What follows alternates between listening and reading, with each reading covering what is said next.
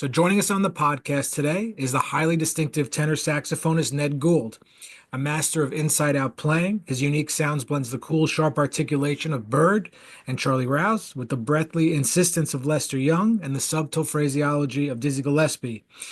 His system of harmonic improvisation, influenced by 20th century serial concepts, brings a fresh approach to swing and contemporary jazz. He's been a longtime member of Harry Connick Jr. band since the early 90s, performed with Ben Wolfe, Jack McDuff, and the legendary Haitian group Tabou Combo. In addition to his work as a sideman, he's released around 20 albums, including The Flows. This further showcases innovative approach to jazz improvisation. So we're excited to have him on the podcast. So welcome, Ned. Good to see you. How you doing? Yeah, Thanks, everything's good. thanks for having me on. My pleasure. Ned, when I got in touch with you originally, I think you were maybe a little bit surprised about how I heard of you, but you know, you're certainly a name in the New York jazz scene. And I mean, apparently, do you get asked to do these type of things? never, ever. I mean, not to sound like, as my son would say, butthurt, but I played a million gigs, and none of these people who acknowledge who I am have ever showed up. And nobody mentions my records and I mean, I'm not trying to, I mean, I guess I am a little bitter, but I just like, I don't see any evidence of it. So I'm always shocked when like everybody seems to know who I am, but I don't know. You're not the only one who said things like that to me. Okay, I mean, I guess it's just normal these days, the way things are. Yeah. I mean, and it also shows, that I think that once we release this, it will give a chance to, get people's unique perspective on yourself. So, there's a lot of mystery about being a jazz musician. So kind of walk me through, you know, the day to day and, your life as a tenor saxophonist in the jazz capital of the world. Well, nowadays, I have right now I'm at my regular job. I've had it for about 15 years. I work at the Frick Museum. I just like, just a do nothing mailroom job, but it enables me to be able to cover my rent, so I don't have to freelance.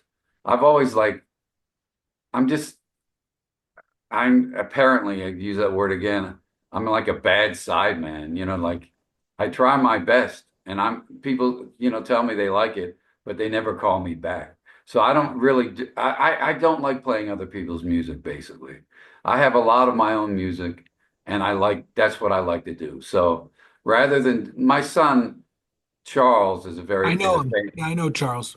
he works all the time, but he's a drummer but he has his own music and group, but his main thing is, but I've never done that. Even when I was his age, I never did that. I never have been, other than obviously Harry Connick, which is a whole nother story, but I never been a local freelance guy. So my life is just coming to work for the few hours that I do.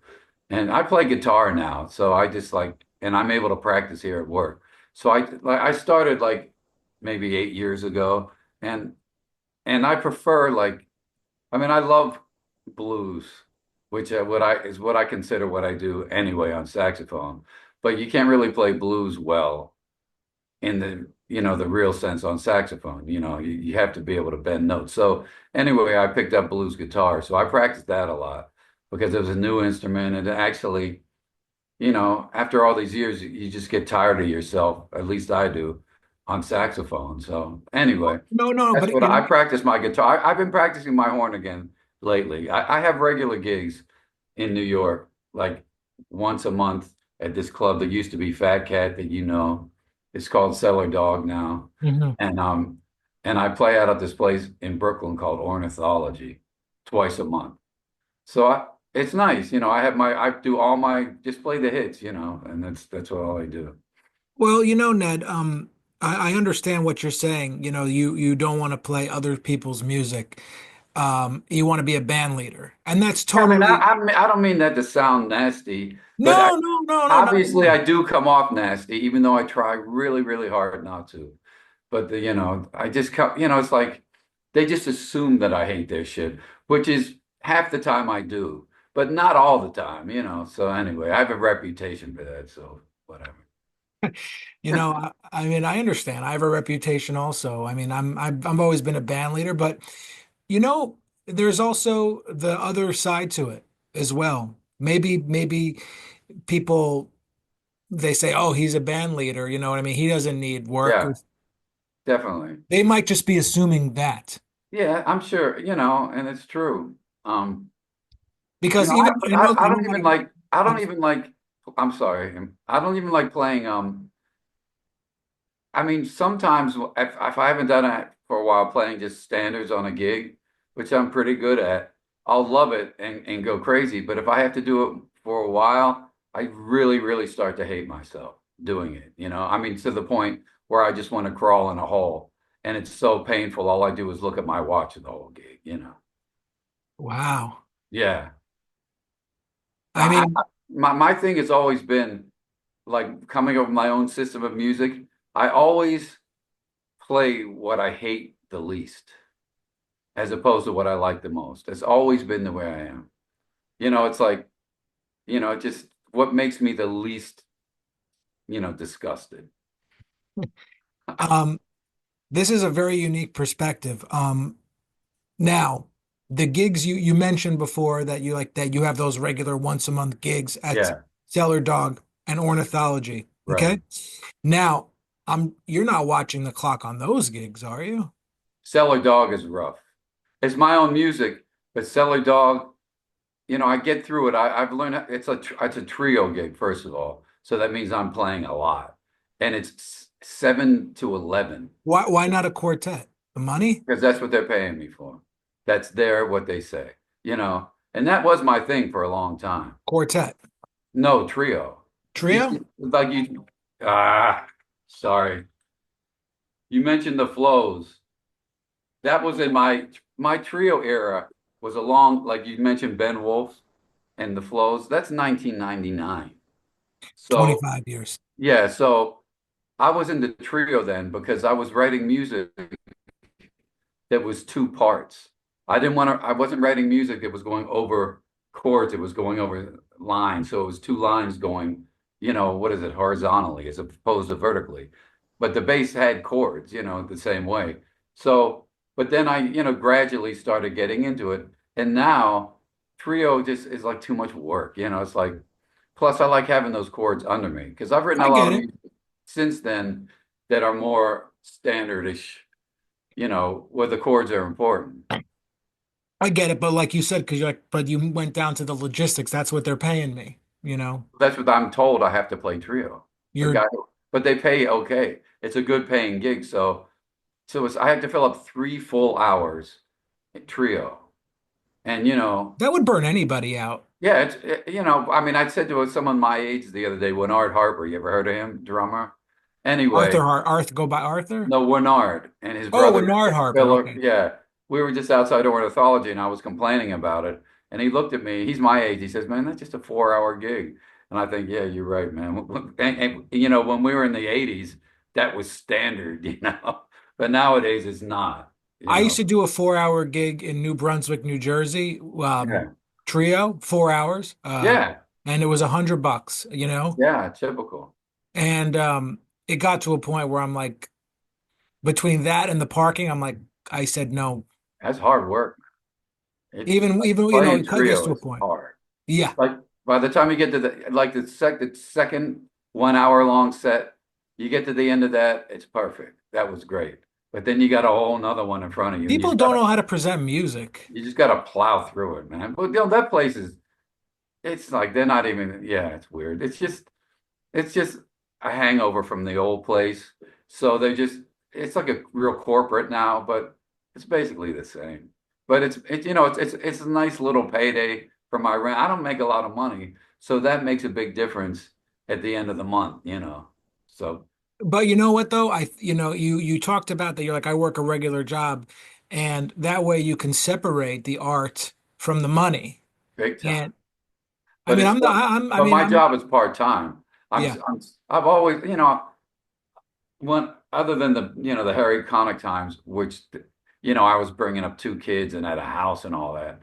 So I don't have any of that money left, but it's just like I've always lived just sparely so I don't have to think about money that much and I can just practice and, think about my little You concept. see, I would not think this. I would think that, oh, okay, like when I say the day in the life, you're like, oh, well, I had like a wedding gig t last night, and then and then I, did some sort of private thing, and That's then, somebody else. That's not me. wow. Ever. Never. I hate those wedding gigs. Yeah, no one likes them, but sometimes we just got to Yeah. make some money. Yeah, I know, and they pay well. My sons both do it. They're both musicians and they make good money. But they seem to like it, but you know, I I, I like I I want like to dominant backtrack. seventh chords. Nobody plays dominant seventh chords. I I, want to backtrack for a second. I like funk, man. Yeah. I don't like minor chords. If you, what's your ideal like amount of work that you would do? If you had like let's just say hypothetically speaking that you can make six figures and work the amount you wanted to work with the musicians you wanted to work, what's your sweet spot It, artistically is what I'm asking. I mean, a Couple little more times a week, a little more than what I'm doing now, maybe, not because those guys like Coleman Hawkins, whoever those guys used to play 6 nights a week. It's no wonder that they died of alcohol. I mean, and drugs, man. There's a reason why, because it's like hard to be inspired Yeah, to, no, I'm on the same page. I don't, it's hard. It's like you start to like, you need some kind of stimulant, you know what I'm saying? So it's like, I mean, as it is, I still like smoke weed or whatever, but I have a regular gig that I just got, some small time restaurant gig every Saturday. See how long it lasts. See if that's a good amount. I don't know. I used to do every Wednesday at Fat Cat, that but wasn't, I mean, I'm sure if you did, let's say if you did every night once a week there, and then maybe one other night a I week. would rather do once a week somewhere else. I mean, that's like like that gig is weird, as you know. It's like nobody's there. Wait, what place are you talking about? Like ornithology's got Cellar Dog, but ornithology it pays less, but I enjoy that one. That's Yeah. out in a Bushwick Brook. I mean, it's a lot of people play there now. Yeah, yeah. So, but I have a particular new group that I actually like. So, it depends on who I'm playing with too. Like, but my new group is kind of nice. Like, um, I mean, you want me to mention who's in it? Please. Oh, well, the bass player I always play with is Reed Taylor. He's like super strong, you know, Tommy Potter sounding kind of bass player, Wilbur Ware, but real strong. And on guitar I have Loli De La Rosa, who is new to New York. She's from Puerto Rico, and she has a completely different outlook on how to play. Very spontaneous. And there's a drummer from Greece. Her name is Gary Kerkesu, and she's like, she plays everything is real kind of subdued, and my tunes with all the movement they have and all the harmonic complexity comes out really nice in that setting. And it's real spontaneous and real relaxed. Yeah, do you And want to? I actually really enjoy it. Yeah, that's beautiful to hear. I mean, like, but let's say you're doing that band particularly. I think you would do twice a week, probably. You know what I mean? What if it was 2 hours each It's time? worth a try, man. We'll see. I'm very easily depressed with this shit. This is So the world we live we'll in. see. I You mean, know, what I'm the doing now is absurdity of it, of what? the scene, the jazz world. I mean, I could talk about that. It's Well, jazz that'll world. be the second time we have another podcast, but you're Okay. not I the mean, only it's one who pretty feels that wild way. now the way there's so many young people and so many young people who come out of college who actually have like they're like classical musicians. They have incredible technique, but there's really nothing to me, there's nothing new has happened since, 1972. If you lopped off the whole history of jazz, like since then, the history books would not suffer. There's nothing to me has happened.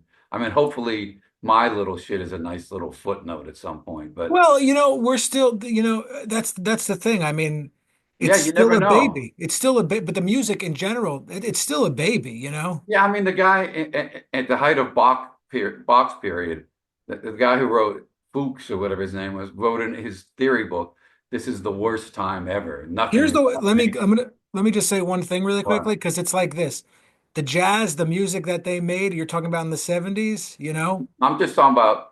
Well, I'll be more specific with No, but what. I'm saying it's like, let's say they were just all of those things like was just like a cake with all these different ingredients, you know?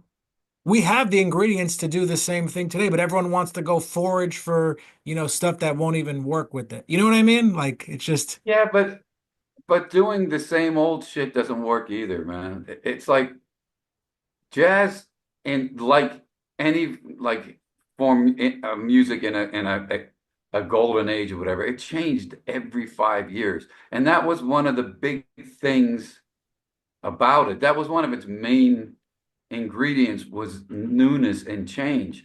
But when it got to the bebop era, it hit the peak of complexity and balance and everything. And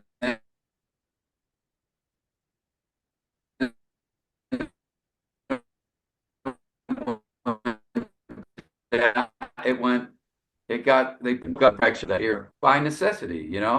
And so I just go by a legitimate innovation. And what I call the latest legitimate new thing was what Miles did with like, tape loops, not tape loops, but using the studio as an instrument. That was new.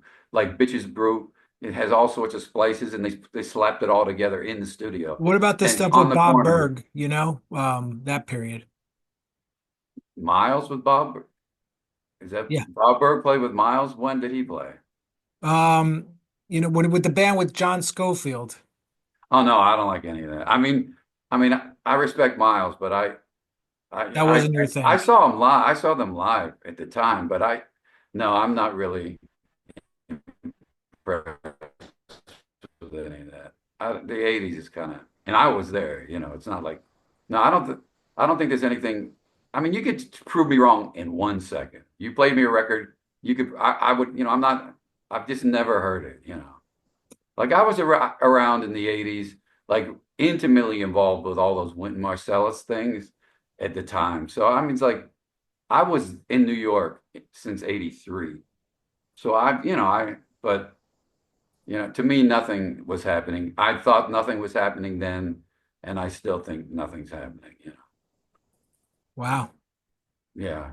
I mean, as far as on a high artistic level. You know, it's so interesting to hear you talk about this stuff because from the outside looking in, there's a lot of younger tenor saxophonists who are saying, "Oh, Ned's playing here and he's playing here. I want his life." Yeah, it's cool. It's a good life, especially now. I just hooked up this apartment that's real cheap, because I'm 65, so I got this older people's apartment in the heart of Manhattan for cheap, Oh, where you living? What part? in Norfolk Street down on Lower East Side, Oh, which nice. it's like equidistant to ornithology and Smalls or that area. And so I'm kind of set for life. So you know, I wouldn't want to be anywhere else. I wouldn't, if I hadn't moved from Pittsburgh to New York, I think I'd be in Pittsburgh, talking about it to this day. Well, this and that. So they should want my life, if that's what they want to do, but they shouldn't expect, You you can't know, make a complete living that way if you're well, I just mean, they all seem to figure out how to do it. All these young people are still here and they're still, doing local gigs. So I can't figure out how they do it, but they teach lessons, yeah. so they figure out a way. They live with people. I mean, is it better to live in a cheaper place and, not be in New York? People have to make up their own minds, I guess, but you know. It's a crazy world in the Yeah, music. Do you hear young saxophonists that you really like? Um, I mean, Like people have been in the, the scene the last, 10 years. yeah, sure. I mean, they sound cool, you know. I hear people, but I don't hear anything. I don't really like jazz, first of all. You know, Oh, I don't really like the music itself. I'd rather hear, I don't even know what I'd rather hear, but it's just like I don't even like it that much because I hate the approach nowadays that, and it's in all kinds of like rap, everything, minor. Everything is minor. Like they've thrown the blues out the you window. don't like minor. No, I can't stand minor. I can't stand minor with a flat seven. I can't stand that. You know, if you do minor, have a five chord on it, like even that though, Oh, like are you okay with a dominant chord playing minor over a dominant? well, that's all it is. That's what blues is. But when you play minor, you remove that whole sound of the neutral third, of the major third and the minor third together. And it's just death. And that's You and like but Lou Donaldson? You must yeah, love he's Lou. cool. He's cool. I mean, he's a good That's the blues, the blues. bird imitator. Yeah, he's cool. I prefer guitar players. I'll take, like T-Bone Walker or, like that kind of blues. Like in the 50s, the blues thing, like rock and roll records and rhythm and blues records always had a sax solo. The sax was the thing. Guitar players, even Jimi Hendrix said this, like they in the 50s, they were imitating sax players. Hmm. But if you listen to a record and there happens to be a guitar solo and he plays that note halfway between the four and the five, it's over. It's over. The sax players can all go sit down, man. It's over. It's just one note, wipes them all out. So so I'm not really, and I respect those blues guys back then. But Charlie Parker and Lester Young played blues like crazy, but they do it in a different kind of way. But I'm not a big fan of the major scale either. I don't really like the major scale. I think it doesn't work in jazz. I What about the bebop scale? The the bebop scale is different. The major major bebop. scale in bebop is made up of an arpeggio squeezed together. It's like a dominant chord with all the way up, to the 13. So if you squeeze that together, that's a scale. But the bebop guys put all sorts of chromatic notes in there. They weren't playing just that Yeah. shit is corny to I was me, just man. telling a student of mine, like I was showing he only knew like the minor pentatonic scale on guitar. I'm Well, like, well, that's let me sh cool in a yeah. way. Well, I showed him the major scale, and I'm like, no, but you don't want to just run it up and down. That's not how you improvise. You're gonna sound like, like you don't know what you're doing. I mean, all sorts of jazz musicians do it, and like, it's just the whole thing, man, that came out of bebop that I don't really like. I like music that's not so serious, man. It's like I like upbeat music. I mean, Monk was never serious.